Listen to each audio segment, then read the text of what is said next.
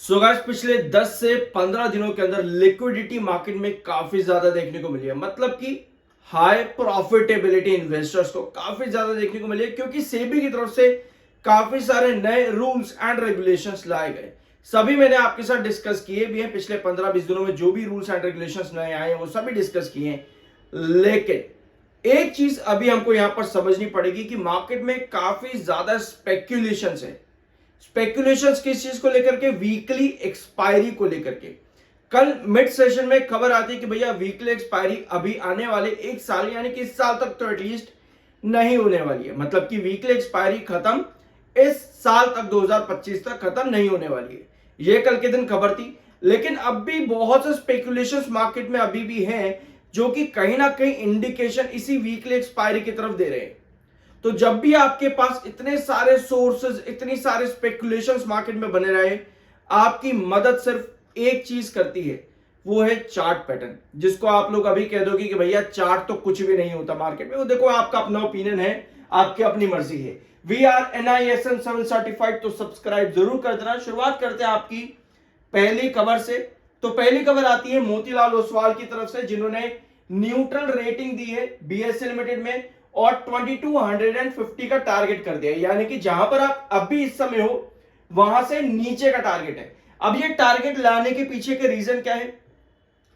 इस टारगेट के रीजन है रिसेंट डेरिवेटिव रेवेन्यू में जो आपको गिरावट देखने को मिल सकती है इन कंपनीज में। ये एक बड़ा रीजन है। अब ये रीजन क्यों यहां पर रखा है, क्यों आपको डेरिवेटिव में गिरावट देखने को मिलेगी? क्योंकि वीकली एक्सपायरी रिमूवल अभी आपका हो सकता है। Removal of weekly expiry could lead to 35 to 27% decline. 35 से 27% का डिक्लाइन देखने को मिल सकता है डेरिवेटिव रेवेन्यू के अंदर। एक चीज ध्यान से सुनना, हम सभी खबरों को देखते हैं मार्केट के अंदर। हम कभी भी सिर्फ और सिर्फ एक पॉजिटिव खबर को नहीं देखेंगे। आपको पॉजिटिव और नेगेटिव सब मालूम होना चाहिए। अगर मार्केट में कोई स्पेक्युलेटिव न्यूज है तो आपको वो भी मालूम होना चाहिए, तब जाकर के आपका कंक्लूजन क्लियर कट निकलता है। ठीक है, अभी ये खबर है आपकी मोतीलाल ओसवाल की तरफ से कि डेरिवेटिव रेवेन्यू गिर सकता है फाइनेंशियल ईयर 27 तक, फाइनेंशियल ईयर 27। आज की बात नहीं है, आज की बात नहीं है ये। तो ऐसे में आपके पास और खबरें आती है। आपके पास CNBC की तरफ से एक आर्टिकल और आता है जो कहता है there will be no change to the weekly option expiry. Weekly option expiry में कोई चेंज नहीं आने वाला है। अब ये पॉजिटिव न्यूज। अभी आपने यहां पर क्या सुना? अभी आपने मोतीलाल ओसवाल का सुना कि फाइनेंशियल ईयर 27 में कंपनीज का रेवेन्यू गिर सकता है, डेरिवेटिव रेवेन्यू। क्यों? क्योंकि वीकली एक्सपायरी ऑप्शन अगर खत्म हो जाएगा तो। अब CNBC कह रहा है कि भैया अभी के लिए वीकली ऑप्शन एक्सपायरी खत्म नहीं होगी, कोई चेंज नहीं है, जब तक आपको हाइटन डाटा और अनयूजुअल ट्रेडिंग एक्टिविटी बंद होती देखने को ना मिले। तो हमारे पास क्या चीज है? हमारे पास एक कंक्लूजन निकलता है इन दो खबरों से, अभी उसको समझेंगे यहां पर। लेकिन एक और खबर पहले देख लेते हैं। SEBI deliberates phasing out weekly options to curb speculative trading. ठीक है, स्पेक्युलेटिव ट्रेडिंग, ये इस पर क्या खबर है? कंसल्टेशन पेपर जो है वो एक्सपेक्ट आप कर सकते हो आने वाले महीनों के अंदर। लेकिन but the phase out of weekly option may take longer and not happen this year. यानी आपके पास 3 से 4 खबरें आई जिसमें ये क्लियर कट मेंशन है। अब ये सारी खबरें सोर्सेज की तरफ से, मैं आपको पहले भी बता चुका हूं कई बार कि जब तक सेबी की तरफ से रूल्स एंड रेगुलेशंस ना चेंज हो जाए तब तक आपके पास जितनी भी खबरें हैं वो सिर्फ सोर्सेज के लिए हैं, सोर्सेज की तरफ से हैं। अब ये सब खबरें आपको ये बता रही हैं कि एट लीस्ट इस साल तक तो भैया आपका वीकली एक्सपायरी ऑप्शन खत्म नहीं होने वाला है। तो ये पॉजिटिव न्यूज है, इसमें कुछ नेगेटिव नहीं है। ठीक है, हर खबर को सही तरीके से समझना जरूरी है। अब आज के दिन BSE लिमिटेड में सेलिंग काफी ज्यादा है। 11,52,000 इस समय सेल पर है, 2,92,000 इस समय बाय पर है। तो बायर और सेलर के बीच में डिफरेंस काफी बड़ा है। टेक्निकल पॉइंट ऑफ व्यू पे 72.2 का आपका MFI जो कि बेरिश है, 69.8 का आपका RSI, neutral plus bearish technical. अभी तक मैंने जो भी पॉइंट सुने वो सभी नए व्यूअर्स के लिए थे। लेकिन अब जो मैं पॉइंट्स डिस्कस करने वाला हूं वो रेगुलर व्यूअर्स के लिए जो रेगुलर चैनल पर बने हुए हैं। ठीक है, वी आर NISM 7 सर्टिफाइड, तो सब्सक्राइब जरूर कर देना। वीडियो की शुरुआत में मैंने आपसे क्या कहा, आपको चार्ट्स पर जब भी आपके पास मार्केट में इतने स्पेकुलेशंस बने हुए हों, आपका सबसे इंपॉर्टेंट दोस्त या फ्रेंड जो मार्केट में होता है वो चार्ट पैटर्न है, जिसको आप लोग भगा देते हो। अब ये जितनी भी बातें आएंगी वो सभी रेगुलर व्यूअर्स के लिए हैं। जैसे कि आपको चार्ट क्या समझ में आता है BSE लिमिटेड का, पिछले 4-5 महीनों में क्या क्या हुआ है आपको पता है। ये आपका 2520 है, 2520 ये वाला ट्रेंड। ठीक है, ये पुराना ट्रेंड है 252470, ये आपका पुराना ट्रेंड है। और ये दोनों ट्रेंड आपके क्या थे, रिस्ट्रिक्शन थे। अगर आपको याद है जुलाई के महीने के अंदर ये दोनों लेवल आपके रिस्ट्रिक्शन थे। फिर आता है 2340, ये आपका इंपॉर्टेंट बेस था, एक बार, दो बार, तीन बार आपको यहां से रिकवरी मिली है। ठीक है, यहां पे आपके पास क्या खबरें हुआ करती थी याद है आप लोगों को? अगर आप रेगुलर व्यूअर हो कमेंट बॉक्स में मेंशन करना। लेकिन जब आप 2340 से नीचे गिरे, जब आप 2100 पे आए, यहां पे इधर जब आप 2100 पे आए, तब आपके पास क्या खबर थी? आपके पास खबरें थी यहां पर इस टाइम फ्रेम पर जब आप 23 से नीचे गिरना शुरू हुए थे 2340 से, तब आपके पास जेन स्ट्रीट की न्यूज थी। ठीक है, याद है आपको, जेन स्ट्रीट की न्यूज थी। और जब आप 2100 पे आए, उस समय आपके पास सेबी की वीकली एक्सपायरी खत्म होगी या नहीं होगी, उसके स्पेकुलेशंस थे मार्केट में।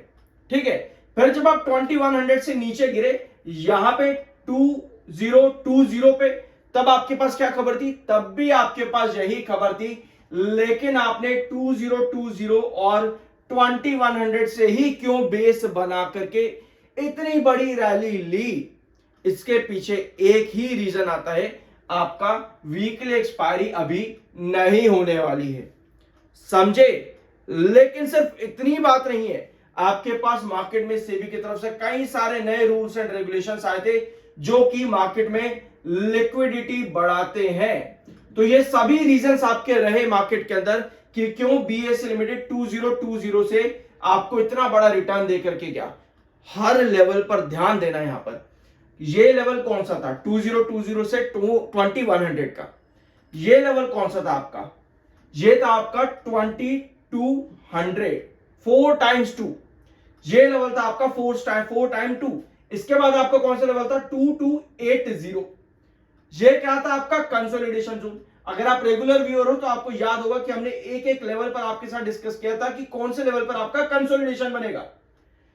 ठीक है, अब आता है आपका ये रिस्ट्रिक्शन जोन। लेकिन उसके पहले आप दो लेवल और सुनो यहां पे, ये दोनों लेवल कि आपका ये कंसोलिडेशन जोन है, यहां सस्टेन करेगा तो 2520 पे आएगा। यही डिस्कशन था। ये दोनों लेवल्स आपके कौन कौन से आते हैं? 2380 और 2420। यहां आपको 1 आवर टाइम फ्रेम पर कंसोलिडेशन मिला और कल आपने ब्रेकआउट दे दिया और आज आपने 2520 को, जो कि आपका इंपॉर्टेंट रिस्ट्रिक्शन है, जो आपको जुलाई और अगस्त में देखने को मिलता था, वो लेवल आज के दिन आपका आ गया। अब सारे लेवल कंप्लीट हो चुके हैं ऑन चार्ट। अब हम समझेंगे कि प्रेजेंट कंडीशन आपकी कहां जाकर के फंसी है। ठीक है, गिव मी 1 सेकेंड। अभी तक आपने पूरी कहानी क्या समझी? यहां पर अभी तक आपने यह समझा कि मार्केट में कोई भी खबर आई हो, चाहे वो जेन स्ट्रीट की रही हो, या फिर सेबी के स्पेक्यूलेशन, या वीकली एक्सपायरी होगी या वीकली एक्सपायरी नहीं होगी, या लिक्विडिटी बढ़ाने के लिए इतने सारे नए नॉर्म्स निकाले हो सेबी ने, इन सभी खबरों पर आपको एक एक level on chart base restriction दिखे हैं। कोई भी लेवल किसी भी खबर के अगेंस्ट नहीं गया है। अगर नेगेटिव खबर है तो भैया आपका रिस्ट्रिक्शन से बेस पर गिरा। अगर पॉजिटिव खबर है तो बेस से रिकवर करके आपके नेक्स्ट रिस्ट्रिक्शन पर जाएगा। उसके बाद भी पॉजिटिविटी है तो रिस्ट्रिक्शन को हैंगिंग बेस बना करके नए रिस्ट्रिक्शन पर जाएगा। यही कहानी अभी तक दिखी। अभी भी हमारे पास न्यूज पॉजिटिव है, क्योंकि क्या न्यूज है आपके पास में कि भैया वीकली एक्सपायरी तो अभी नहीं होने वाली इस साल के अंदर। तो इसमें नेगेटिव क्या है? MFI हमारा बेयरिश इस समय है। आपने 2520 को आज टच कर दिया है, जो कि इसका इंपॉर्टेंट रिस्ट्रिक्शन है। ऐसे में आपके जो बेसिस बनते हैं वो आते हैं 2520 से लेकर के 24 22.70। ये दो इंपॉर्टेंट आपके कंसोलिडेशन जोन बनना चाहिए रिस्ट्रिक्शन में, हमेशा हमेशा रिस्ट्रिक्शन में। जिस तरह आपने पहले भी 2340 पर बेस लिया, यहां पर इधर आपने बेस लिया 2340 पे, जो कि आपका पुराना रिस्ट्रिक्शन था, ब्रेकआउट मिला। ये दो लेवल का अभी भी आपके बहुत इंपॉर्टेंट है, 2280 और सॉरी 2280 नहीं, 2420 और 2380। ये दो लेवल आपके बहुत ज्यादा इंपॉर्टेंट रहेंगे। ठीक है, यहां पर बेस लेना जरूरी है, क्योंकि ये आपका रिस्ट्रिक्शन है 2520 2470। ये रिस्ट्रिक्शन अगर तोड़ भी देता है तो यहां पर हैंगिंग बेस जरूरी है, समझे। एक बार मैं आपके साथ ब्लैंक शीट पर आता हूं।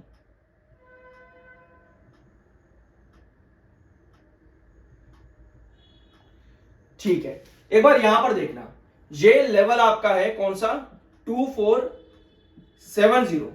आप आज के सेशन में यहां से नीचे टूटे हुए हो, 2470 के नीचे आप टूटे हुए हो। आप इस समय 2446 के आसपास काम कर रहे हो, ठीक है। बट सेशन के अंदर स्टिल आपका 2470 टच हुआ है, यानी कि अगर कमिंग सेशन में ये लेवल आपका रेगुलर आता है तो इसको वो क्या बनाएगा, इसको वो बनाएगा हैंगिंग बेस। वहां पर आपके पास इस तरह की कैंडल्स नहीं चाहिए होंगी आपको, जिसमें ऊपर की टेल लंबी हो और सेल को इंडिकेट करे और 2470 आपका सेशन में टच भी ना हो। ये चीज आपको नहीं चाहिए। आपको चाहिए डेली बेसिस पर 2470 पर एक हैंगिंग बेस ले। अगर लेता है तो यस आपका ब्रेकआउट बन जाएगा, लेकिन अगर आपके पास सेलिंग इस तरह से आती है तो वो हैंगिंग बेस टूट जाता है, और उस हैंगिंग बेस के टूटने के बाद आपके कौन से दो लेवल आते हैं, ये दो, 2420 और 2380। ये दोनों ही काफी इंपॉर्टेंट लेवल रहेंगे। यानी अभी तक हमने क्या सीखा, फिर से सुनो।